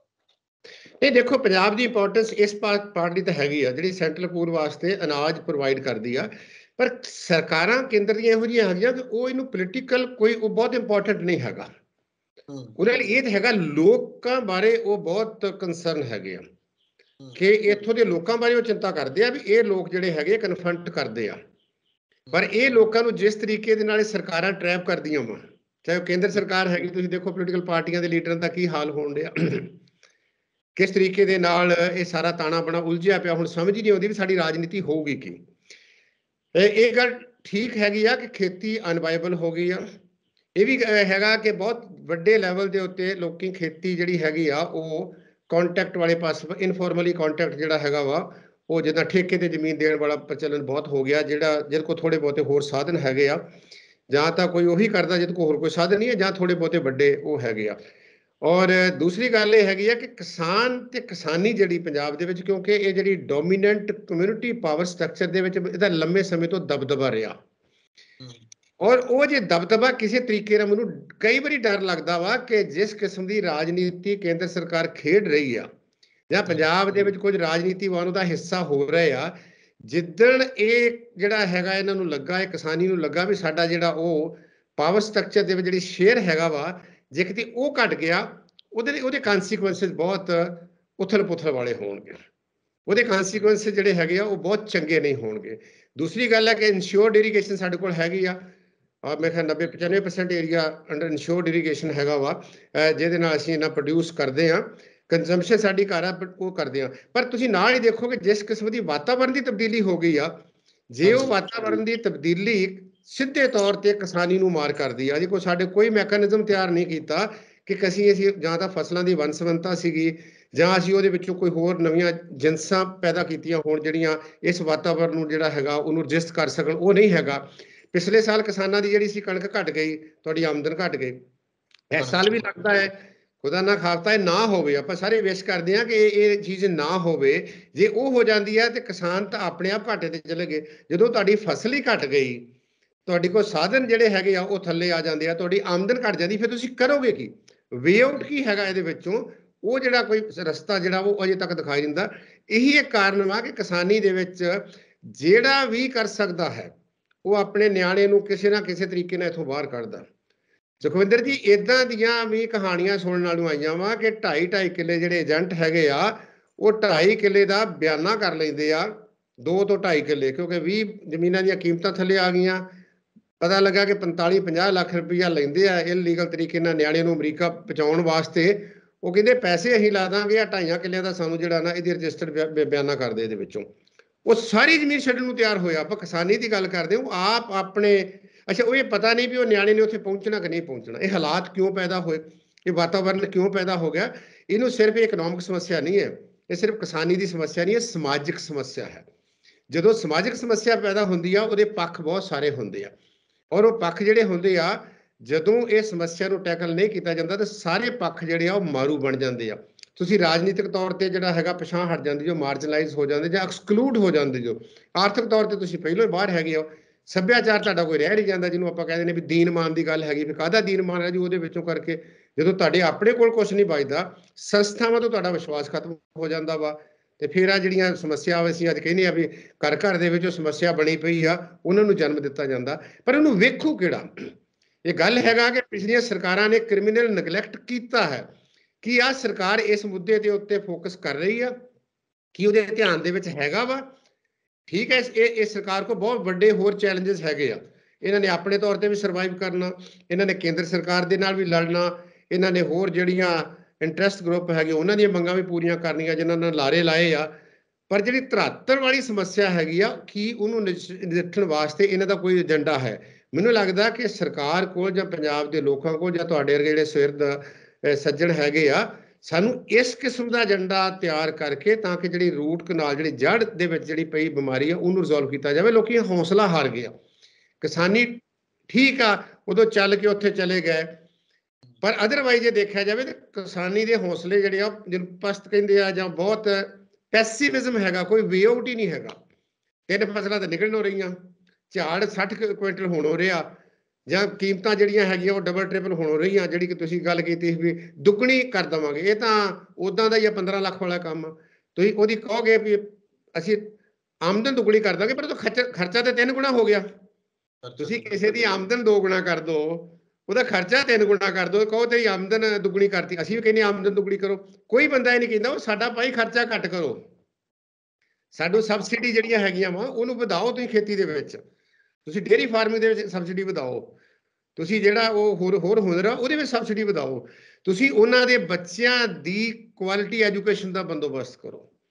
ਤੁਸੀਂ ਜਿਹੜਾ ਖਾਸ ਕਰ ਮੈਂ ਸਾਰਿਆਂ ਦੀ ਗੱਲ ਕਰਦਾ, ਜਿਹੜੀਆਂ ਹੈਲਥ ਇਸ਼ੂਜ਼ ਹੈਗੇ ਆ, ਜੇ ਕਿਸੇ ਨੂੰ ਬਿਮਾਰੀ ਹੁੰਦੀ ਉਹ ਥੋੜਾ ਪੈਂਦਾ ਵੀ ਕਿਸਾਨ ਵਾਂ। ਹਾਂ, ਇਹ ਠੀਕ ਆ ਕਿ ਸਾਡੇ ਜ਼ਿਆਦਾਤਰ ਜਿਹੜੀ ਆਬਾਦੀ ਆ ਉਹ ਕਿਸਾਨੀ ਤੇ ਡਿਪੈਂਡੈਂਟ ਆ, ਭਾਵੇਂ ਕਿ ਕਿਸਾਨਾਂ ਦੀ ਗਿਣਤੀ 20-22-23% ਆ, ਪਰ ਡਿਪੈਂਡੈਂਟ ਬਹੁਤ ਆ। ਪਿੰਡ ਉਹਦੇ ਉੱਤੇ ਡਿਪੈਂਡੈਂਟ ਆ, ਛੋਟੇ ਦੁਕਾਨਦਾਰ ਡਿਪੈਂਡੈਂਟ ਹੈਗੇ ਆ, ਹੋਰ ਸਾਰੇ ਲੋਕ ਡਿਪੈਂਡੈਂਟ ਹੈਗੇ। ਹੋਰ ਸਾਡੇ ਕੋਲ ਮੈਟਰੋ ਤਾਂ ਹੈ ਨਹੀਂ ਇੱਥੇ ਨਾ, ਬਹੁਤ ਵੱਡੇ ਵੱਡੇ ਕਾਰਪੋਰੇਟ ਇਸ ਕਿਸਮ ਦੇ ਹੈਗੇ ਆ। ਤਾਂ ਇਸ ਕਰਕੇ ਖੇਤੀ ਪ੍ਰਧਾਨ ਹੈਗਾ ਵਾ।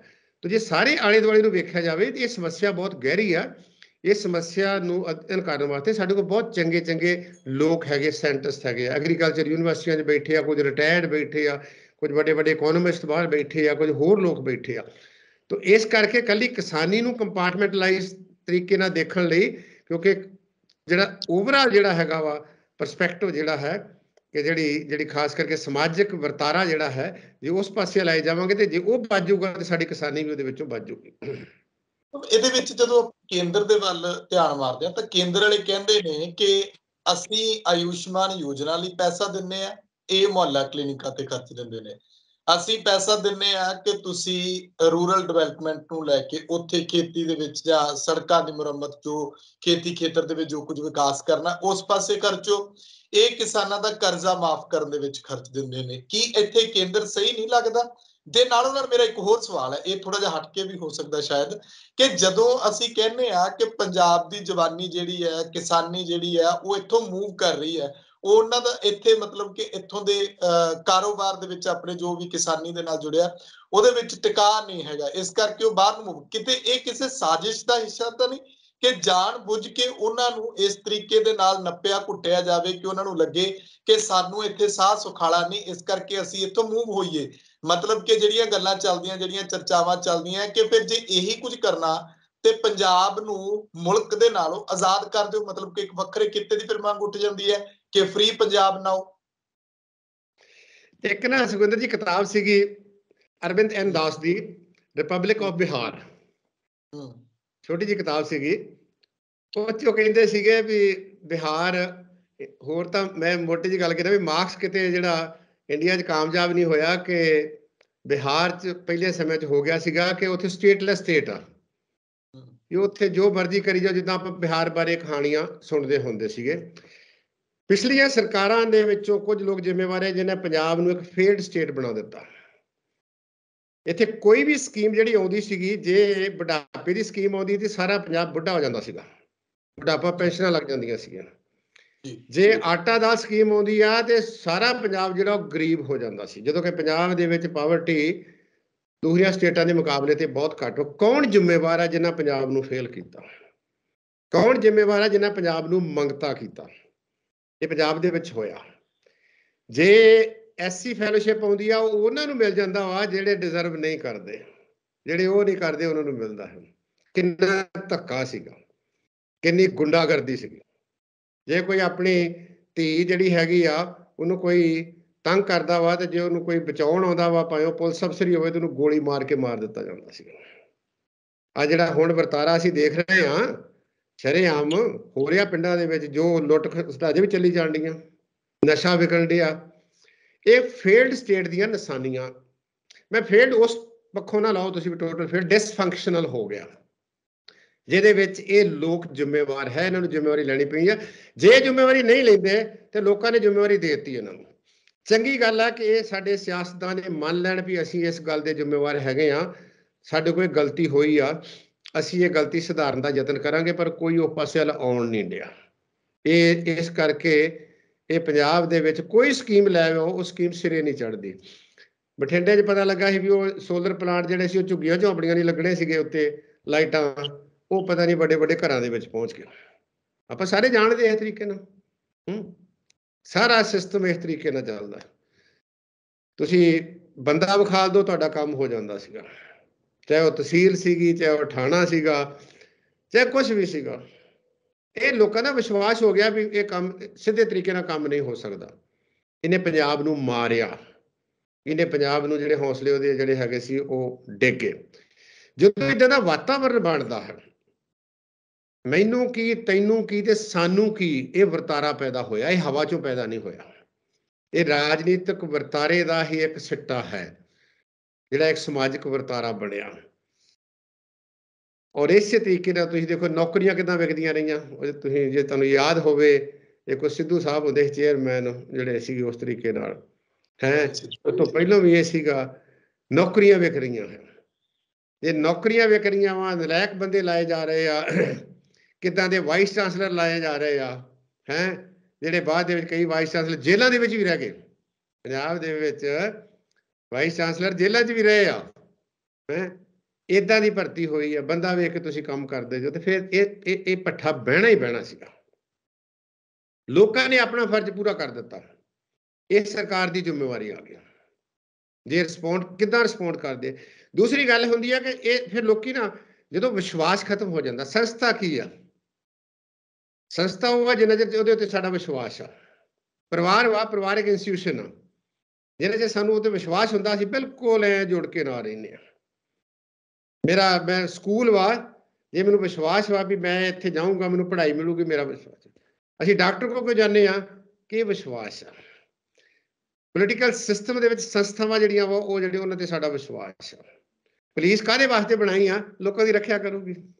ਕੋਰਟਸ ਕਾਹਦੇ ਵਾਸਤੇ? ਲੋਕੀ ਅਲਟੀਮੇਟਲੀ ਕੋਰਟ ਕੋ ਜਾਂਦੇ, ਸਾਡੀ ਰਾਖੀ ਕਰੂਗੀ। ਜਾਂ ਹੋਰ ਆਪਾਂ ਦਫ਼ਤਰਾਂ 'ਚ ਜਾਂਦੇ ਹਾਂ, ਜਦੋਂ ਸਾਨੂੰ ਮਿਲਦਾ ਨਹੀਂ ਉੱਥੋਂ ਕੁਛ, ਇਹ ਵਰਤਾਰਾ ਹੋਇਆ, ਸਾਨੂੰ ਮੰਨਣਾ ਚਾਹੀਦਾ। ਇਹਨੇ ਬਹੁਤ ਡੀਜਨੇਟ ਕੀਤਾ। ਸਰਕਾਰਾਂ ਦਾ ਵੀ ਹੱਥ ਰਿਹਾ, ਅਸੀਂ ਲੋਕਾਂ ਦਾ ਵੀ ਹੱਥ ਰਿਹਾ। ਉਹਦਾ ਕਾਰਨ ਹੈ ਕਿ ਜਿਹੜਾ 15 ਸਾਲ ਦਾ ਮਾੜਾ ਸਮਾਂ ਲੰਘਿਆ, ਉਹਦੇ ਵਿੱਚੋਂ ਜਿਹੜੇ ਬਹੁਤ ਡਰਾ ਦਿੱਤਾ ਸਾਨੂੰ। ਉਹਦੇ ਵਿੱਚੋਂ ਜਿਹੜੇ ਲੋਕੀ ਆਵਾਜ਼ ਉਠਾਉਂਦੇ ਸੀ ਉਹਨਾਂ ਨੂੰ ਮਾਰ ਵੀ ਦਿੱਤਾ ਗਿਆ, ਕੁਝ ਸਟੇਟ ਨੇ ਮਾਰ ਦਿੱਤਾ, ਕੁਝ ਦੂਸਰਿਆਂ ਨੂੰ ਮਾਰਤਾ। ਅਸੀਂ ਦਹਿਸ਼ਤ ਭਰੇ ਮਾਹੌਲ ਦੇ ਵਿੱਚੋਂ ਬਾਹਰ ਨਿਕਲੇ, ਔਰ ਉਸ ਤੋਂ ਬਾਅਦ ਫਿਰ ਸਾਨੂੰ ਆਪਣੇ ਆਪ ਤੇ ਕੌਨਫੀਡੈਂਸ ਹੀ ਲੂਜ਼ ਕਰਨਾ ਸ਼ੁਰੂ ਕਰ ਦਿੱਤਾ। ਸਕੈਰਸਿਟੀ ਆ ਗਈ ਰਿਸੋਰਸਿਸ ਦੀ, ਲਿਬਰਲਾਈਜੇਸ਼ਨ ਆ ਗਈ, ਉਹਦੇ ਵਿੱਚੋਂ ਸਾਰਾ ਸਿਸਟਮ ਸ਼ੁਰੂ ਹੋ ਗਿਆ। ਪੰਜਾਬ ਦੀ ਆਮਦਨ ਘਟਣੀ ਸ਼ੁਰੂ ਹੋ ਗਈ, ਹੁਣ ਹੋਰ ਘਟ ਰਹੀ ਆ। ਜਦੋਂ ਤੁਹਾਡੀ ਆਮਦਨ ਘਟਦੀ ਆ ਤੇ ਫਿਰ ਤੁਹਾਨੂੰ ਕੋਈ ਜਿਹੜਾ ਤੁਹਾਡਾ ਜਿਹੜੀ ਹੁੰਦੀ ਆਪਾ ਤਾਪੀ ਜਿਹੜੀ ਉਹਦੇ ਵਿੱਚੋਂ ਪੈ ਜਾਂਦੀ ਆ। ਨੌਕਰੀ ਨਹੀਂ ਮਿਲ ਰਹੀ, ਕੁਆਲਿਟੀ ਐਜੂਕੇਸ਼ਨ ਨਹੀਂ ਰਹੀ। ਕਿਸ ਤਰੀਕੇ ਨਾਲ ਪ੍ਰਾਈਵੇਟ ਸਿਸਟਮ ਜਿਹੜਾ ਇੱਥੇ ਇਨਕਰੋਚ ਕੀਤਾ, ਕਿਸ ਤਰੀਕੇ ਨਾਲ ਸਰਕਾਰੀ ਸਿਸਟਮ ਨੂੰ ਤਬਾਹ ਕੀਤਾ।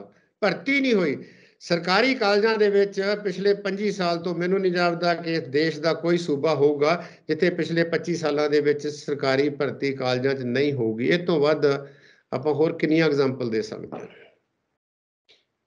ਜੇ ਤੁਹਾਡੇ ਕੋਲ ਹੈ ਹੀ ਨਹੀਂ, ਕੋਈ ਪੜ੍ਹਾਉਣ ਵਾਲਾ ਨਹੀਂ ਹੈ, ਪਾਰਟ ਟਾਈਮ ਟੀਚਰ ਪੜ੍ਹਾਉਣ ਡਿਆ, ਮਤਲਬ ਏਜਡ ਹੋ ਗਏ ਲੋਕੀ, ਸ਼ਾਦੀ ਟਾਈਮ ਸਿਰ ਨਹੀਂ ਕਰਵਾ ਸਕੇ, ਆਪਣੀ ਫੈਮਿਲੀ ਸੈਟਲ ਨਹੀਂ ਕਰ ਸਕਦੇ, ਤੇ ਇਹੋ ਜਿਹੇ ਮਾਹੌਲ ਦੇ ਵਿੱਚ ਤੁਸੀਂ ਉਹ ਦੂਸਰਿਆਂ ਨੂੰ ਕੀ ਇੰਸਪੀਰੇਸ਼ਨ ਦੇਣਗੇ? ਇੱਕ ਡਰਿਆ ਹੋਇਆ ਅਧਿਆਪਕ, ਇੱਕ ਜਿਹੜਾ ਹੈਗਾ ਇਨਸਿਕਿਉਰ ਅਧਿਆਪਕ, ਉਹ ਤੇ ਫਿਰ ਮਰੇ ਹੋਏ ਵਿਦਿਆਰਥੀ ਪੈਦਾ ਕਰੂਗਾ ਨਾ। ਇਹਨੂੰ ਆਪਣੇ ਆਪ ਤੇ ਕੌਨਫੀਡੈਂਸ ਨਹੀਂ ਹੈਗਾ ਤੇ ਉਹ ਵਿਦਿਆਰਥੀਆਂ 'ਚ ਕੌਨਫੀਡੈਂਸ ਕਿੱਦਾਂ ਪੈਦਾ ਕਰੂਗਾ? ਉਹ ਕਿੱਦਾਂ ਉਹਨਾਂ ਨੂੰ ਕਹੂਗਾ ਵੀ ਤੁਸੀਂ ਜਿਹੜਾ ਹੈਗਾ ਰੈਸ਼ਨਲ ਬਣੋ, ਤੁਸੀਂ ਰੀਜ਼ਨ ਹੋਣਾ ਚਾਹੀਦਾ, ਲੌਜਿਕ ਹੋਣਾ ਚਾਹੀਦਾ। ਇਹ ਵਾਤਾਵਰਨ ਬਣਿਆ, ਔਰ ਇਹ ਵਾਤਾਵਰਨ ਦੇ ਬਣਾਉਣ ਦੇ ਵਿੱਚ ਸਾਡੇ ਬਾਬਿਆਂ ਨੇ, ਡੇਰਿਆਂ ਨੇ, ਜਿਹੜਾ ਮਸ਼ਰੂਮ ਗਰੋਥ ਹੈ ਉਹਨਾਂ ਨੇ ਬਹੁਤ ਵੱਡਾ ਰੋਲ ਪਲੇ ਕੀਤਾ। ਸਰਕਾਰਾਂ ਨੇ, ਡੇਰਿਆਂ ਨੇ, ਬਾਬਿਆਂ ਨੂੰ ਇੱਕ ATM ਸਮਝ ਕੇ ਜਿਹੜਾ ਸੀਗਾ ਉਹਨਾਂ ਨੂੰ ਯੂਜ਼ ਕਰਨਾ ਸ਼ੁਰੂ ਕਰਤਾ। ਪੰਜਾਬ ਦੇ ਬੁਰੇ ਹਾਲਾਤਾਂ ਤੋਂ ਬਾਅਦ ਡੇਰਿਆਂ ਦਾ ਬਹੁਤ ਵੱਡਾ ਖਲਾਰਾ ਪਿਆ ਪੰਜਾਬ ਦੇ ਵਿੱਚ। ਹੋਰ ਸੰਸਥਾਗਤ ਜਿਹੜੀਆਂ ਇੰਸਟੀਟਿਊਸ਼ਨ ਸੀਗੀਆਂ ਉਹਨਾਂ ਦਾ ਡਿਕਲਾਈਨ ਹੋਇਆ, ਕਿਉਂਕਿ ਉੱਥੇ ਵੀ ਡੀਜਨਰੇਸ਼ਨ ਆਈ ਆ। ਓਵਰਆਲ ਡੀਜਨਰੇਸ਼ਨ ਦੇ ਵਿੱਚੋਂ ਤੇ ਜੋ ਤੁਸੀਂ ਗੱਲ ਕਹੀ ਆ, ਟਿਕਾਊ ਚੀਜ਼ ਕਿੱਥੋਂ ਲੱਭਣੀ ਫਿਰ ਤਾਂ? ਜਾਂ ਇਹ ਜਿਹੜਾ ਯੂਥ ਹੈਗੀ ਉਹਨੂੰ ਕਿੱਦਾਂ ਆਪਾਂ ਕਹੀਏ ਵੀ ਹੌਸਲਾ ਦਈਏ? ਮਾਂ ਪਿਓ ਡਰਦੇ ਆ ਸਾਡਾ ਮੁੰਡਾ ਡਿਕਟਰ। ਜਦੋਂ ਤੁਹਾਡੇ ਨਸ਼ੇ ਜਿਹੜੇ ਸਕੂਲਾਂ 'ਚ ਪਹੁੰਚ ਗਏ, ਬਹੁਤ ਸਾਰੀਆਂ ਐਗਜ਼ਾਮਪਲ ਸੀਗੀਆਂ। ਜਦੋਂ ਗੁੰਡਾਗਰਦੀ ਸਕੂਲਾਂ ਵਿੱਚ ਪਹੁੰਚ ਗਈ, ਜਦੋਂ ਕਿਸੇ ਦੀ ਫਰਿਆਦ ਹੀ ਨਹੀਂ ਸੁਣੀ ਜਾਣੀ, ਤੁਰਿਆਂ ਜਾਂਦਿਆਂ ਲੀੜੇ ਲਾਉਣ ਵਾਲੀ ਗੱਲ ਹੈਗੀ ਆ। ਲੋਕੀ ਘਰਾਂ 'ਚੋਂ ਭਾਂਡੇ ਚੋਰੀ ਕਰਨੇ ਸ਼ੁਰੂ ਕਰਤੇ ਨਸ਼ੇ ਅਮਲੀਆਂ ਨੇ, ਤੇ ਫਿਰ ਇਹ ਵਰਤਾਰੇ ਦੇ ਵਿੱਚੋਂ ਅਸੀਂ ਕੀ ਆਸ ਰੱਖ ਸਕਦੇ ਹਾਂ ਕਿ ਇਹ ਜਿਹੜਾ ਹੈਗਾ ਅਸੀਂ ਉਸ ਪਾਸੇ ਤੁਰ ਪਵਾਂਗੇ? ਬਾਕੀ ਪ੍ਰੋਬਲਮ ਸਾਡੀ ਕੰਸੈਂਸਸ ਨਹੀਂ ਬਣ ਸਕਿਆ। ਸਾਡੀ ਸਭ ਤੋਂ ਵੱਡੀ ਸਮੱਸਿਆ ਆਸ ਸੀ ਕਿਸਾਨਾਂ ਦੇ ਉੱਤੋਂ ਕਿ ਕੋਈ ਨਾ ਕੋਈ ਕੰਸੈਂਸਸ ਬਣਾਉਣਗੇ, ਕੋਈ ਫੰਕਸ਼ਨਲ ਕੋਆਪਰੇਸ਼ਨ ਹੋਊਗੀ, ਪਰ ਉਹਨਾਂ ਦੀਆਂ ਵੀ ਸਮੱਸਿਆ ਜਿਹੜੀਆਂ ਦਿਨੋਂ ਦਿਨ ਵਧਦੀਆਂ ਜਾ ਰਹੀਆਂ। ਅਜੇ ਵੀ ਅਸੀਂ ਬਹੁਤ ਕ੍ਰਾਈਸਿਸ ਦੇ ਵਿੱਚ ਆ। ਕਿ ਇਸ ਸਮੇਂ 'ਚ 2 ਧਿਰਾਂ ਹੁੰਦੀਆਂ ਸੀ, ਹੁਣ 4 ਧਿਰਾਂ ਵਾਂ ਜਿਹੜੀਆਂ ਇਹਨਾਂ ਦੇ ਸਟੇਕਸ ਜਿਹੜੇ ਬਹੁਤ ਹਾਈ ਆ, ਔਰ ਉਹਨਾਂ ਲਈ ਸਿਰਫ ਰਾਜਨੀਤੀ ਜਿਹੜੀ ਆ ਸਭ ਤੋਂ ਇੰਪੋਰਟੈਂਟ ਹੈ। ਠੀਕ ਆ, ਪੋਲੀਟੀਕਲ ਪਾਰਟੀਆਂ, ਰਾਜਨੀਤੀ ਬਹੁਤ ਇੰਪੋਰਟੈਂਟ ਹੈਗੀ ਆ, ਹੋਰ ਕੰਮ ਵੀ ਨਹੀਂ ਉਹਨਾਂ ਨੂੰ ਕੋਈ। ਲੋਕੀ ਕਿੰਨਾ ਪ੍ਰੈਸ਼ਰ ਪਾਉਂਦੇ ਆ, ਸਾਰਾ ਕੁਝ ਉੱਥੇ ਡਿਪੈਂਡ ਕਰਦਾ। ਤੇ ਲੋਕੀ ਪ੍ਰੈਸ਼ਰ ਜਾਂ ਲੋਕੀ ਰੈਸ਼ਨਲ ਇੱਕਦਮ ਨਹੀਂ ਹੁੰਦੇ, ਉਹ ਲਈ ਬਹੁਤ ਕੁਝ ਚਾਹੀਦਾ ਹੁੰਦਾ। ਅਸੀਂ ਬਹੁਤ ਕੁਝ ਗਵਾ ਚੁੱਕੇ ਹਾਂ। ਤੁਸੀਂ ਦੂਸਰੇ ਸਟੇਟਾਂ ਦੀ ਗੱਲ ਕੀਤੀ, ਫੈਕਟ ਹੈਗਾ ਵਾ। ਲੋਕੀ ਸਵਾਲ ਕਰਦੇ ਸਾਨੂੰ, ਉਹ ਯਾਰ ਤੁਹਾਡੇ ਕੋਲ ਸਾਰਾ ਕੁਝ ਹੈਗਾ, ਫਿਰ ਤੁਹਾਡੇ ਉੱਥੇ ਲੋਕ ਨਹੀਂ ਟਿਕਦੇ, ਕੀ ਬਣੂ ਤੁਹਾਡਾ? ਅੱਜ ਤੋਂ 15 ਸਾਲਾਂ ਨੂੰ, 20 ਸਾਲਾਂ ਨੂੰ ਪੰਜਾਬ ਦੀ ਤਸਵੀਰ, ਮੈਂ ਕਹਿੰਦਾ ਚੰਗੀ ਗੱਲ ਆ, ਵੋਲੰਟਰੀ ਮਾਈਗ੍ਰੇਸ਼ਨ ਚੰਗੀ ਗੱਲ ਆ, ਤੁਰੇ ਫਿਰ ਕੋਈ ਫਰਕ ਨਹੀਂ ਪੈਂਦਾ। ਘਰੋਂ ਬਾਹਰ ਨਿਕਲਣਾ ਬੰਦੇ ਬਹੁਤ ਸਿਆਣੇ ਹੁੰਦੇ ਆ, ਪਰ ਉਹ ਘਰੋਂ ਬਾਹਰ ਕਿਸ ਕਰਕੇ ਨਿਕਲਦੀ ਆ? ਵੋਲੰਟਰੀ ਆ ਕਿ ਇਨਵੋਲੰਟਰੀ? ਆਪਣੀ ਮਰਜ਼ੀ ਨਾਲ ਜਾਂਦੇ ਆ ਕਿ ਕਿਤੇ ਡਰ, ਦਹਿਸ਼ਤ, ਭੈ, ਇਨਸਿਕਿਉਰਿਟੀ ਜਿਹੜੀ ਹੈਗੀ ਆ, ਇਹ ਉਹਨਾਂ ਦੇ ਨਾਲ ਜਿਹੜਾ ਹੈਗਾ ਉਹ ਹੁੰਦਾ। ਦੂਸਰੀ ਰਹੀ ਤੁਸੀਂ ਗੱਲ ਖਾਲਿਸਤਾਨ ਦੀ, ਉਹ ਤਾਂ ਠੀਕ ਆ, ਹੁੰਦਾ ਪਹਿਲਾਂ ਵੀ ਹੁੰਦਾ ਸੀ, ਹੁਣ ਹੁੰਦਾ ਰਿਹਾ। ਮੈਨੂੰ ਨਹੀਂ ਲੱਗਦਾ ਪੰਜਾਬ ਦਾ ਯੂਥ, ਪੰਜਾਬ ਦੇ ਲੋਕ ਜਿਹੜੇ ਹੈਗੇ ਉਹਨਾਂ ਨੇ ਬਹੁਤ ਝੱਲਿਆ, ਬਹੁਤ ਕੁੱਟ ਖਾਧੀ, ਬਹੁਤ ਨੁਕਸਾਨ ਹੋਇਆ ਸਰਕਾਰੀ ਦਹਿਸ਼ਤਵਾਦ ਵਾਲੇ ਪਾਸਿਓਂ, ਤੇ ਜਿਹੜਾ ਗੈਰ ਸਰਕਾਰੀ ਜਿਹੜਾ ਟੈਰਰਿਜ਼ਮ ਸੀ, ਆਮ ਲੋਕ ਪੀਸੇ ਗਏ। ਅਜੇ ਵੀ ਉਹਨਾਂ ਦੇ ਪਿੰਡਿਆਂ ਦੇ ਉੱਤੇ ਉਹ ਜ਼ਖਮਾਂ ਦੇ ਨਿਸ਼ਾਨ ਜਿਹੜੇ ਹੈਗੇ ਆ ਉਹ ਹੈਗੇ ਆ। ਇਸ ਕਰਕੇ ਠੀਕ ਆ, ਸਰਕਾਰਾਂ ਚੱਲਦੀਆਂ ਹੁੰਦੀਆਂ, ਚਲਾਤਾ 5-10 ਹਜ਼ਾਰ ਬੰਦੇ ਇਕੱਠੇ ਕਰਨੇ ਕੋਈ ਬਹੁਤੀ ਵੱਡੀ ਗੱਲ ਨਹੀਂ, ਪਰ ਇਹ ਕਿਤੇ ਸਟੇਟ ਨੂੰ ਜਾਂ ਕੇਂਦਰ ਸਰਕਾਰ ਨੂੰ ਇਦਾਂ ਦਾ ਮੌਕਾ ਤਾਂ ਨਾ ਦੇਵੇ ਕਿ ਇਹਦੇ ਨਾਲ ਪੰਜਾਬ ਲਈ ਹੋਰ ਸਮੱਸਿਆ ਪੈਦਾ ਹੋ ਜਾਵੇ। ਇਹ ਸਵਾਲ ਸਾਡੇ ਸਾਰਿਆਂ ਦੇ ਵਿਚਾਰ ਨੂੰ ਪੁੱਛਦਾ। ਰੋਹਿਤ ਸਾਹਿਬ, ਮੇਰਾ ਆਖਰੀ ਸਵਾਲ ਹੈ, ਮੈਂ ਉੱਥੇ ਕਿਸਾਨੀ ਵਾਲੇ ਮੁੱਦੇ ਤੇ ਹੀ ਲਿਆਉਣਾ ਕਿ ਬਿਜਲੀ ਤੇ ਪਾਣੀ ਇਹ ਬੜਾ ਅਹਿਮ ਹੈ ਕਿਸਾਨਾਂ ਦੇ ਲਈ, ਤੇ ਉਹ ਹੁਣ ਸਰਕਾਰਾਂ ਨੂੰ ਬੋਝ ਲੱਗਦਾ ਆ। ਹੋ ਸਕਦਾ ਹੈ ਕਿ ਅਗਲੇ ਸਮੇਂ ਦੇ ਵਿੱਚ ਕੋਈ ਸਬਸਿਡੀ ਬੰਦ ਕਰਨ ਦੇ ਲਈ ਜਾਂ ਸਬਸਿਡੀ ਨੂੰ ਰੈਸ਼ਨਲਾਈਜ਼ ਕਰਨ ਦੇ ਲਈ ਕੋਈ ਇਹੋ ਜਿਹਾ ਫੈਸਲਾ ਲੈ ਲਿਆ ਜਾਵੇ, ਜਾਂ ਉਸ ਪਾਸੇ ਵੱਲ ਨਜ਼ਰਾਂ ਵੀ ਟਿਕੀਆਂ। ਜਿਸ ਤਰੀਕੇ ਨਾਲ ਪੰਜਾਬ ਤੇ ਬੋਝ ਲਗਾਤਾਰ ਵੱਧਦਾ ਜਾ ਰਿਹਾ ਹੈ, ਜਿਵੇਂ ਫ੍ਰੀ ਬਿਜਲੀ ਦੇ ਦੇਣੀ ਜਾਂ ਮੁਫ਼ਤ ਬੱਸਾਂ ਦਾ ਸਫ਼ਰ, ਜਾਂ ਹੋਰ ਵੀ ਅੱਗੇ ਦੀ ਅੱਗੇ ਸਰਕਾਰ ਲਗਾਤਾਰ ਐਲਾਨ ਕਰ ਰਹੀ ਹੈ, ਇਹਦੇ ਨਾਲ ਬੋਝ ਤਾਂ ਪੈ ਰਿਹਾ। ਇਹਨੂੰ ਸਾਰੇ ਨੂੰ ਕਿਸ ਤਰ੍ਹਾਂ ਦੇਖਦੇ ਹੋ, ਜਦੋਂ ਅਸੀਂ ਇੱਕ ਪਾਸੇ ਕਿਸਾਨ ਖੁਦਕੁਸ਼ੀਆਂ ਕਰ ਰਹੇ ਨੇ, ਬੇਰੁਜ਼ਗਾਰ ਖੁਦਕੁਸ਼ੀਆਂ ਕਰ ਰਹੇ ਨੇ, ਖੁਦਕੁਸ਼ੀਆਂ ਦਾ ਦੌਰ ਚੱਲ ਰਿਹਾ, ਤੇ ਦੂਜੇ ਬੰਨੇ ਜਿਹੜਾ ਆਰਥਿਕਤਾ ਦੀ ਮਾਰ ਹੈ। ਫਰੀਬੀਜ਼ ਸਸਟੇਨੇਬਲ ਨਹੀਂ ਹੈਗੀ। ਹੂੰ, ਮੈਨੂੰ ਇਹ ਕਈ ਵਾਰੀ ਲੱਗਦਾ ਹੈ ਕਿ ਆਮ ਤੁਸੀਂ ਘਰਾਂ 'ਚ ਗੱਲ ਕਰਦੇ ਹੋ, ਉੱਤੋਂ ਸ਼ੁਰੂ ਹੋ ਜਾਣਾ ਚਾਹੀਦਾ। ਮੈਂ ਪਰਸਨਲ ਇਸ ਗੱਲ ਦਾ ਹੈਗਾ ਕਿ ਜਿਸ ਵਿਅਕਤੀ ਦੇ ਕੋਲ, ਪਹਿਲੀ ਗੱਲ ਤਾਂ MP MLA ਤੋਂ ਸ਼ੁਰੂ ਕਰੋ, ਸਰਕਾਰੀ ਅਧਿਕਾਰੀ ਜਿਹਦੇ ਕੋਲ ਪੱਕੀ ਨੌਕਰੀ ਆ, ਜਿਹਦੇ ਕੋਲ ਪੱਕੀ ਪੈਨਸ਼ਨ ਹੈ, ਉਹਨਾਂ ਨੂੰ ਇਹ ਬਣਾਉਣਾ ਪੈਣਾ। ਅੱਜ ਨਹੀਂ ਆਓ ਕੱਲ ਨੂੰ ਹੋਰ ਆ। ਮੈਨੂੰ ਡਰ ਲੱਗਦਾ ਵੀ ਕਿਤੇ ਇਹ ਸਾਰੀਆਂ ਚੀਜ਼ਾਂ ਕਿਤੇ ਹੋਰ ਜਿਹੜੀ ਇੱਕ ਜਿਹਦੇ ਪ੍ਰਤੀ ਰੈਫਰ ਕਰਦੇ ਆ, ਜਿਹੜਾ ਘੇਰਾ ਪਾਈ ਆਉਂਦੀ ਪਾਰਟੀ, ਕਿਤੇ ਕੱਲ ਨੂੰ ਉਹਨੂੰ ਸਪੇਸ ਨਾ ਦੇ ਦੇਵੇ। ਇਹ ਬਹੁਤ ਡੈਲੀਕੇਟ ਇਸ਼ੂ ਆ। ਹਰ ਬੰਦਾ ਕਹਿੰਦਾ ਵਾ ਪੰਜਾਬ ਦੇ ਵਿੱਚ ਇਹ ਜ਼ਰੂਰ ਹੈ, ਕਿਸੇ ਨਾਲ ਗੱਲ ਕਰਕੇ ਉਹ ਸਸਤੀ ਕਰ ਦਿਓ, ਸਾਰਿਆਂ ਨੂੰ ਦਿਓ ਤੁਸੀਂ ਜਿਹਨੂੰ। ਹਾਂ, ਪੋਜ਼ਿਟਿਵ ਡਿਸਕ੍ਰਿਮੀਨੇਸ਼ਨ ਜ਼ਰੂਰੀ ਹੈ। ਜਿਹੜਾ ਨਹੀਂ ਦੇ ਸਕਦਾ, ਜਿਹਦੇ ਕੋਲ ਸਾਧਨ ਨਹੀਂ ਹੈਗੇ, ਉਹਨੂੰ ਦੇ ਦਿਓ। 1 ਕਿਲੋਵਾਟ ਵਾਲੇ ਨੂੰ ਦੇ ਦਿਓ। ਤੁਸੀਂ 8 ਕਿਲੋਵਾਟ ਵਾਲੇ ਨੂੰ ਕਿਉਂ ਦੇਣ ਡਏ ਜੋ? ਹੋਰ ਜਿਹੜਾ ਉਹਨੂੰ ਕਿਉਂ ਦੇਣ ਡਏ ਸਬਸਿਡੀ ਉਹਦੇ ਵਿੱਚੋਂ? ਜਿਹੜੇ ਅਫਸਰ ਇਹਨਾਂ ਨੇ ਤਨਖਾਹਾਂ ਲੈਣ ਡਏ, ਉਹਨਾਂ ਨੂੰ ਕਿਉਂ ਦੇਣ ਡਏ ਉਹਦੇ ਵਿੱਚੋਂ? 10-10 15-15 ਮੋਟਰਾਂ ਵਾਲੇ ਨੂੰ ਕਿਉਂ ਦੇ ਰਹੇ? ਕਿਤੇ ਤੇ ਕਿਤੇ ਰੁਕੋ ਜਾ ਕੇ ਯਾਰ। 5 ਕਿੱਲੇ ਵਾਲੇ ਨੂੰ ਜਾਂ 7 ਕਿੱਲੇ ਵਾਲੇ ਜਾਂ ਦੇਣ ਨੂੰ ਤਿਆਰ ਹੈਗੇ ਆ, ਜਿਹੜੇ ਦੇ ਸਕਦੇ ਆ। ਪੈਸੇ ਖਜ਼ਾਨੇ 'ਚ ਹੋਣ। ਇਹ ਸੋਸ਼ਲ ਸਿਕਿਉਰਿਟੀ ਦੇ ਖਰਚ ਹੋ, ਇਹਨੂੰ ਐਜੂਕੇਸ਼ਨ ਦੇ ਖਰਚ ਹੋ, ਇਹਨੂੰ ਹੈਲਥ ਤੇ ਖਰਚ ਦਿਓ। ਪਿੰਡਾਂ 'ਚੋਂ ਪੈਸੇ ਇਕੱਠੇ ਕਰਕੇ 50% ਸਰਕਾਰੀ ਖਜ਼ਾਨੇ 'ਚ ਲੈ ਜਾਏ, 50% ਪੰਚਾਇਤ ਨੂੰ ਦੇ ਦੇ, ਭਾਈ ਆ ਪਿਆ ਜੇ, ਤੁਸੀਂ ਇਹਦੇ ਨਾਲ ਆਪਣਾ ਕੰਮ ਚਲਾਓ। ਇਹ ਕਰਨਾ ਪੈਣਾ, ਉਹ ਤਾਂ ਲੰਮਾ ਸਮਾਂ ਨਹੀਂ ਚੱਲਣਾ। ਕੀ ਹੋਰਨਾਂ ਸਟੇਟਾਂ ਦੇ ਵਿੱਚ ਇੰਨੀਆਂ ਫਰੀਬੀਜ਼ ਹੈਗੀਆਂ ਵੀ ਲੋਕੀ ਵੋਟਾਂ ਨਹੀਂ ਪਾਉਂਦੇ? ਪਾਉਂਦੇ ਆ। ਇਹ ਠੀਕ ਆ ਕਿ ਜ਼ਿਆਦਾ ਬੋਝ ਨਾ ਪਵੇ।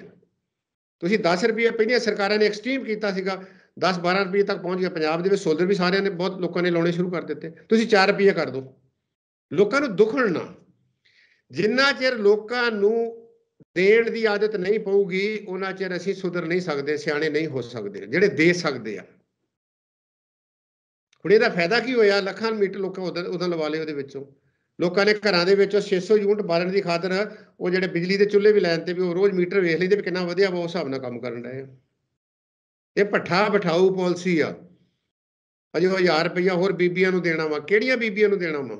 ਅੱਗੇ 1500 ਮਿਲਦੇ, ਤਾਂ ਪੈਸੇ ਹੋਰ ਕਿਤੇ ਲਾਓ। ਤੁਹਾਡੇ ਕੋਲ ਹੈ ਨਹੀਂ, ਕਰਜ਼ਾ ਲਾ ਦਿਓ ਇਹਦੇ ਨਾਲ ਤੁਸੀਂ।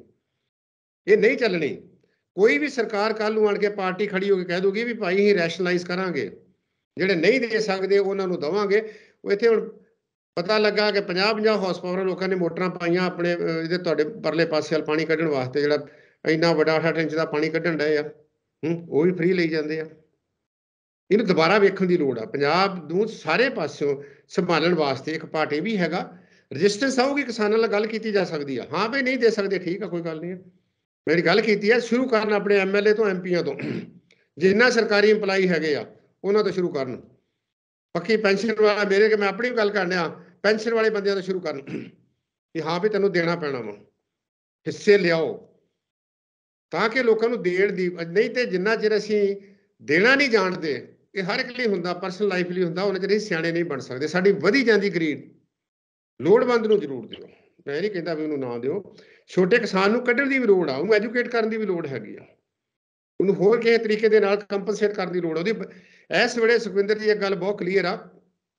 ਪਹਿਲੀ ਵਾਰੀ ਅਸੀਂ ਦੇਖ ਰਹੇ ਹਾਂ ਲੰਬੇ ਸਮੇਂ ਤੋਂ ਕਿ ਹਰ ਮਾਂ ਪਿਓ ਨੂੰ ਇਹ ਸਮਝ ਆ ਗਈ ਹੈ, ਚਾਹੇ ਉਹ ਗਰੀਬ ਆ, ਚਾਹੇ ਉਹ ਬਾਰਡਰ ਤੇ ਬੈਠਾ, ਚਾਹੇ ਪਿੰਡ, ਮੇਰਾ ਬੱਚਾ ਪੜ੍ਹਨਾ ਚਾਹੀਦਾ ਹੈ।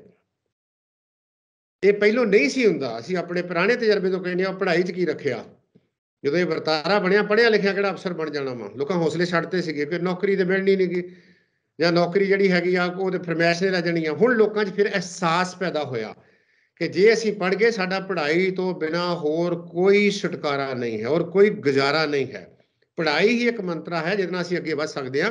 ਕਿਉਂ ਨਹੀਂ ਸਰਕਾਰ ਇਨਵੈਸਟ ਕਰ ਸਕਦੀ ਉਹਦੀ ਵਧੀਆ ਕੁਆਲਿਟੀ? ਸਕੂਲਾਂ 'ਚ ਦਿਓ ਬੱਚਿਆਂ ਨੂੰ ਜਿਹੜੀਆਂ ਸਹੂਲਤਾਂ ਦੇਣੀਆਂ। ਤੁਸੀਂ ਉਹਨਾਂ ਨੂੰ ਵਰਦੀਆਂ ਦੇ ਦਿਓ, ਤੁਸੀਂ ਉਹਨਾਂ ਨੂੰ ਹੋਸਟਲ ਦੇ ਦਿਓ, ਤੁਸੀਂ ਉਹਨਾਂ ਨੂੰ ਬੱਸਾਂ 'ਤੇ ਲੈ ਜਾਓ, ਤੁਸੀਂ ਸਾਰਿਆਂ ਨੂੰ ਸੋਹਣੇ ਜਿਹੜੇ ਹੈਗੇ ਆ ਵਾਤਾਵਰਨ ਦੇ ਦਿਓ, ਪੜ੍ਹਾ ਦਿਓ ਨਿਆਣੇ, ਅਗਲੇ ਪਾਸੇ ਲੈ ਜਾਓ। ਤੋ ਇਸ ਕਰਕੇ ਫਰੀਬੀ ਤਾਂ ਇਹ ਲੰਮਾ ਸਮਾਂ ਨਹੀਂ ਚੱਲਣੀ। ਇਹ ਕੀਤੀ ਤੇ ਸ਼ਾਰਟ ਟਰਮ ਸੀ, ਪਰ ਬੀਬੀ ਭੱਠਲ ਨੇ ਕੀਤਾ ਹੈਗਾ 2 ਮਹੀਨੇ ਪਹਿਲੋਂ, ਪਰ ਉਹ ਹਾਰ ਗਈ ਬੜੀ ਬੁਰੀ ਤਰ੍ਹਾਂ। ਸਿਰਫ 17 ਸੀਟਾਂ ਮਿਲੀਆਂ ਸੀ ਉਦੋਂ ਉਹਨਾਂ ਨੂੰ, ਹੈ। ਉਹ ਤੋਂ ਬਾਅਦ ਇਹਨਾਂ ਨੇ ਕੰਟੀਨਿਊ ਕੀਤਾ। ਆਟਾ ਦਾਲ ਸਕੀਮ 'ਚ ਕਿੰਨੀ ਕਰਪਸ਼ਨ ਆ ਹੁਣ ਫੜੇ ਮਾਰਦੇ ਆ ਨਾ ਛਾਪੇ ਦੇ ਵਿੱਚੋਂ।